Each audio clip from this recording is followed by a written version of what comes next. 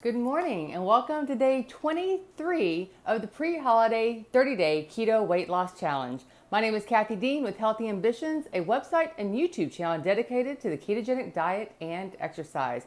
Before we get started, I want you to go ahead and smash that like button, subscribe to my channel, and if you click the bell notification off to the side, you'll be notified every time I upload a video.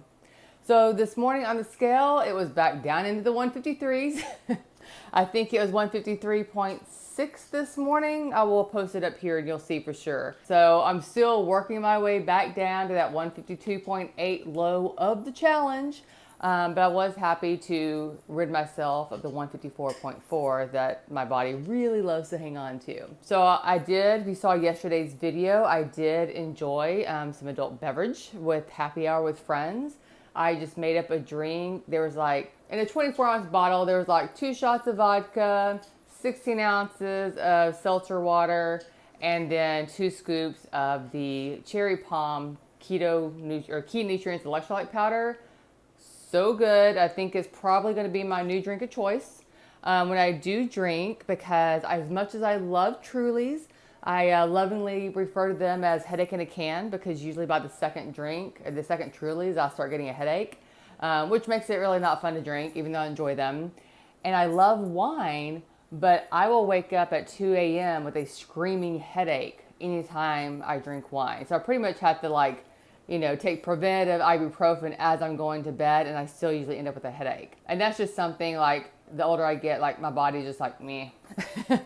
But with the electrolyte vodka, that worked like a champ. I didn't get any headache in the middle of the night. I didn't take any ibuprofen. I woke up this morning. I felt great. So as you know, alcohol is known to dehydrate you, but then I'm also rehydrating with the electrolyte. So I'm guessing they just kind of balance each other out. But I'll definitely try that again. I only had the equivalent of 2 drinks last night. It wasn't much, but it was a good time. But that could explain part of the lower weight this morning. Is very common if you can I've had alcohol to wake up to a lower weight due to dehydration. So it'll be very interesting to see tomorrow morning's weight, to see if I'm going to kind of stick or if it's going to go back up.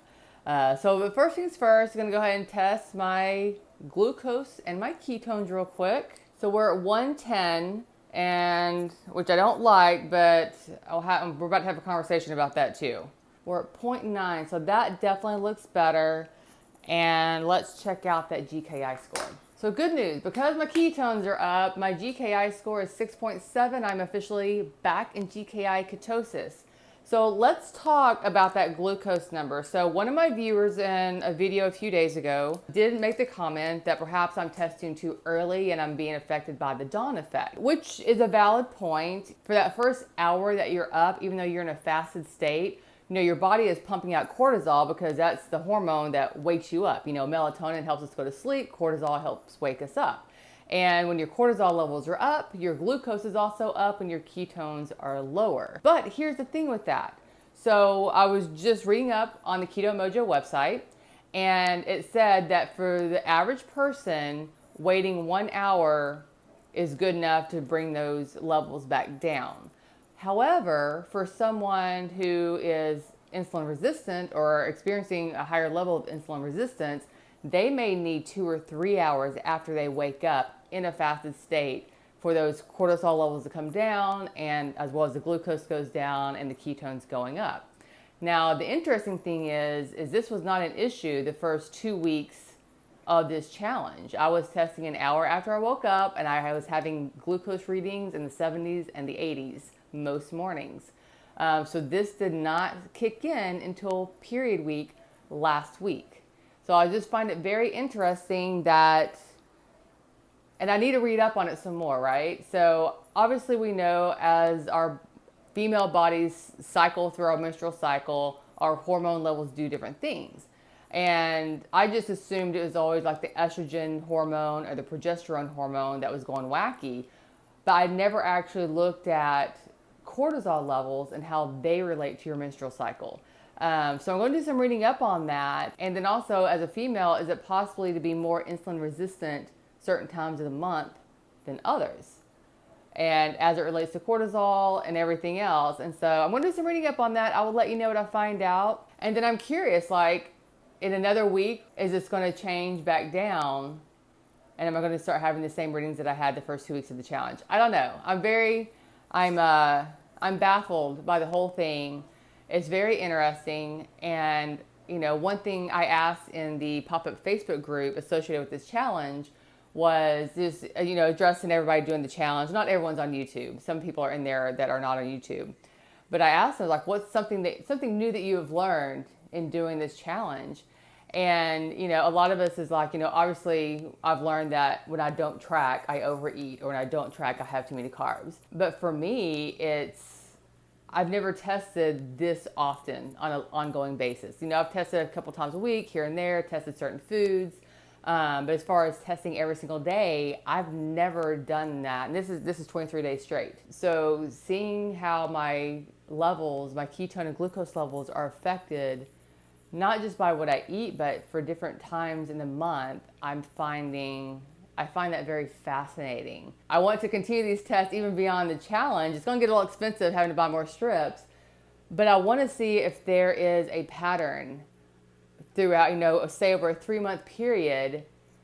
Are there certain weeks every month or during my cycle that I need to change my eating because of what my hormone levels are doing? Like, do I need to go carnivore for, you know, a 2-week period every cycle to combat the glucose levels in my system? I don't know. This is all new territory for me, but I'm fascinated by it enough that I want to keep testing it. So depending on what I find out, I'll try to do some YouTube videos in the future. I don't know, because I'm in perimenopause and my cycle is no longer consistent. You know, before my body started going through this change, my period was like clockwork every 4 weeks. But now sometimes it's 2 months, sometimes it's 3 weeks. And so it's going to be very difficult to predict where I'm at in my cycle because it's so wonky. So I don't know, that may cause issues in trying to nail down what's going on with my body. I don't know. And then also, you know, as I go into menopause, am I just going to become more insulin resistant? I mean, I think, you know, a lot of times we see people become type 2 diabetic later in life, and a lot of times it is weight and diet related, but sometimes people that are seemingly healthy end up with type 2 diabetes, and seemingly out of the blue. And so I'm wondering, I would love to see a study on at what point in life do some people become insulin resistant later in life, and is that happening to me? I don't know. So anyway, I've got my morning coffee made. It is just coffee and creamer with a squirt of stevia chocolate flavor. So I've got, let me see, I got some chicken thighs set out to make up, and then also my husband bought these beautiful jalapenos, and so I'm gonna get I had him get some thin sliced bacon as well. And I'm going to make some jalapeno poppers with those. So that should be good. And then I'm not sure. I need to make some more food today because we're starting to run out of prepared food. So anyway, I'm going to get to work. I will check in later. So today is a list day, and it's also a sunny day, which means I'm going to walk outside. It's a little bit chilly. It's like 54 degrees, but I got my jacket on and I left my hair down. And with the sun, I should be fine. So I'm walking along the river right now, but I have decided to go ahead and do the full loop, which will take me through downtown and past like the Sun Sphere, which is a little iconic thing from the 1982 World's Fair that was hosted in Knoxville. So it's like, you know, it's one of those landmark things that are downtown. And so I'll go through World's Fair Park and then back up to Gay Street and then back over to where my car is parked. But I showed you the river on a previous video, so I will show you a bit of the World's Fair Park once I get over there. So there's the boathouse. I just crossed the street, and that takes me on to one of our urban greenways. And this path right here will take me over to World's Fair Park. And so there's several of these little greenway areas as part of the urban wilderness that they have here in Knoxville. But it's really great for walkers, runners, bikers, skateboarders I see on here too. But it's just so really nice place, especially when we lived downtown. It was just really great to have all these beautiful areas to walk through that don't feel like you're downtown. You can see the sign for the Sun Sphere and the convention center. Because I'm almost upon it. You can kind of see it through the trees right there. And it's pretty cool because there's an elevator you can take. There's an observation deck with several different things to read and learn about the history of it. It's one of those things that many ways that we drive into downtown from the highway and we always see the Sun Sphere. And so it's just something that even one day when we don't live in Knoxville anymore, this will always be ingrained in my memory as a big part of this city. I don't know how well you're gonna be able to hear me with the wind and the construction going on, but I'm walking into Market Square and this place is awesome. There's a ton of great restaurants, a few shops, a few bars, and pre-2020, in the summertime, this place is like hopping shoulder to shoulder. There's tons of festivals, and usually after Thanksgiving they put up a big ice rink. I don't know if that's going to happen this year, which is really sad. We'll have to wait and see. But they also, in this little section right here, they do the New Year's Eve party with the big ball drop. And there's a rumor, if you will, as far as Knoxville history, that the idea of the New Year's Eve ball drop actually originated in Knoxville, even though New York City is known for it. So Knoxville actually does their own little ball drop every New Year's Eve at midnight. It's really, really cool. But again, it's a very crowded event, and I'm not expecting it to happen this year, which is really sad because it's kind of a cool way to experience the ball drop without all the craziness of Times Square. Now we are coming up on Gay Street. This is the main strip downtown for this mid-sized city. This is where most of the restaurants are, most of the bars, and any nighttime life happens on this street. Like, the streets are so packed with cars that it's always much faster to park away and walk through Gay Street because the traffic is super slow. There's a ton of cars, bumper to bumper. But they got so many cool, and of course most of the buildings are the original buildings, they're the historic buildings, and so they're just, from an architectural standpoint, it's so cool down here. But this is where, when we lived downtown, we would walk down Gay Street almost every day, going somewhere. Like I said, it's the main route. When there's a parade, which there hasn't been parades this year sadly, but when there's a parade, Gay Street is the parade route always. And the final two things I'll show you on the walk, that's the big Christmas tree.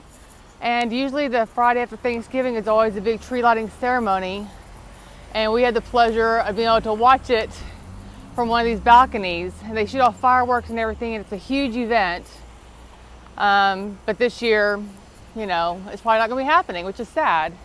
And then over here on the other side of the street is the historic Tennessee Theater, which is gorgeous inside. We've been to several concerts there since we've lived here, and it's truly, truly beautiful inside. I hope you enjoyed my little micro tour of downtown Knoxville. There's so much more to see. There's so much history in this town. I could spend 2 days walking around the city with you, telling you all about it. It's really fascinating, and there's a lot of really obscure history about Knoxville, kind of like the whole ball drop thing.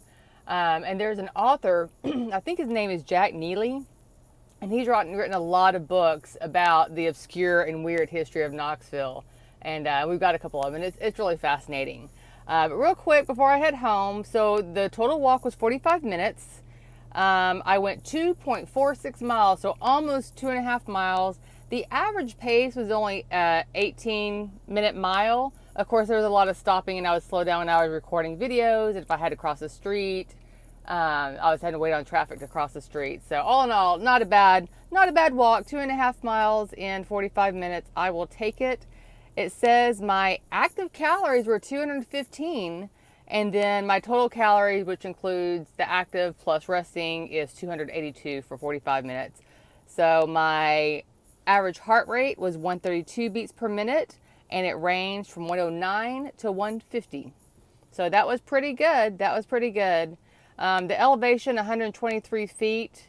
It's, I didn't go on a lot of elevation. There's other places where there's much more elevation in the city. I usually avoid those because those can be a beast to walk up some of those hills. But it was a good walk. Now I'm going to go home and figure out what I'm going to have for lunch and then continue on with my day. Okay, real quick before I make lunch, I want to do another ketone and glucose test because I've now been up for 5 hours. So the cortisol levels shouldn't be affecting that. And it's been probably 2.5 hours since I finished my coffee, and I've only had water since then. Now, of course, with the walk in mind, it is possible, I suppose, that could have raised my cortisol levels, but that was not an intense workout, so I don't think it should have. We'll find out. Much better, 85. That's what I like to see. Okay. I bleed very easily. I just slung blood all over the floor. Ketones are at 1.8. So this is definitely lending to that whole dawn effect, and my cortisol levels not going down as fast as they had been in the morning. Let's check that GKI score. 2.6, which has me in a high therapeutic state of ketosis. That's excellent news. Yay, yay, yay. I'm not losing my mind. I am not losing my mind. I just need to start comparing those morning numbers to a later mid-morning or right before lunch. I'm baffled that my morning numbers, even though in weeks 3 and now weeks 4, I am testing at the same time in the morning I was testing in weeks 1 and 2, that the results are so vastly different. And my working theory is that my cortisol levels are staying elevated longer than an hour when I first wake up in the morning. I don't know why. I definitely want to research that. I want to see if there's a way to test your cortisol levels from home. I don't know that you can, but I do know that Amber Wentworth of Lone Star Keto Girl, she mentioned that when she was going through perimenopause and into menopause, that her cortisol levels were greatly elevated during that stage in her life. And so it is possible that as I move into this stage of my life, that it's taking my body longer to burn through that cortisol in the morning. I don't know. It's such a night and day difference from the first 2 weeks versus the third and fourth week that I can't imagine my body would have flipped the switch just like that overnight. So more testing is definitely warranted though. Time to go make some lunch. All right, for lunch, I'm doing 4 ounces of beef sausage. Oops, that's what my finger's weighing. And 1 ounce of shredded cheddar. You can see I've got everything measured out here. Plus I'm having a blue raspberry Key Nutrients electrolyte drink to go with my lunch. All right, dinner tonight, oops, there's a shadow, is just some leftover brisket, 2 ounces of brisket and 4 ounces of chicken thigh.